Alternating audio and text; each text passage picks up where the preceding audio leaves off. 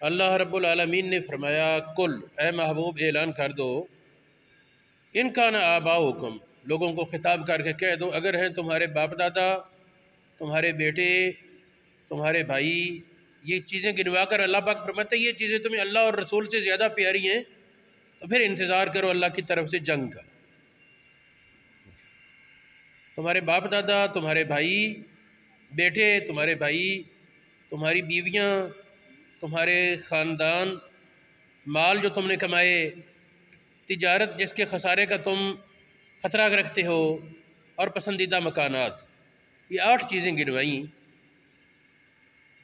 باپ دادا، بیٹے پوتے، بھائی برادری ہو گئی، بیویاں، خاندان، اور جمع کیے ہوئے مال، پسندیدہ مکان اور کاروبار، یہ چیزیں احبّ الیکم من اللہ و رسولہ، یہ چیزیں تمہیں زیادہ پیاری ہیں اللہ سے، اس کے رسول سے اور اس کے راستے میں جہاد سے۔ فتربصوا، انتظار کرو، حتیٰ یاتی اللہ بامرہ، اللہ کا امر پھر آئے، عذاب مراد ہے، اور اللہ تعالیٰ فاسق قوم کو ہدایت نہیں دیتا۔ اس آیت میں ایک طرح بہت بڑی وعید بھی ہے، تفہیم ہے، تنبیہ ہے کہ ہر چیز کی محبت پر اللہ اور رسول کی محبت کو غالب کرو، ورنہ اللہ رب العالمین کی ناراضگی اور پھر وبال ہے۔ محبت کے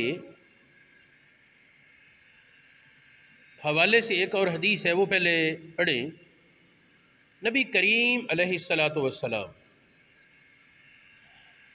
آپ نے ارشاد فرمایا کوئی ذات، کوئی شخص اس وقت تک ایمان کی مٹھاس کو، ایمان کے ذائقے کو نہیں چکھتا، ایمان کی مٹھاس کو نہیں چکھتا جب تک 3 شرطیں نہ پوری کر لیں۔ 3 شرطیں۔ پہلی شرط اللہ اور اس کے رسول سے محبت، باقی ہر چیز سے بڑھ کر ہو، باقی ہر کسی سے بڑھ کر زیادہ محبت اللہ کریم اور اس کے رسول سے ہو۔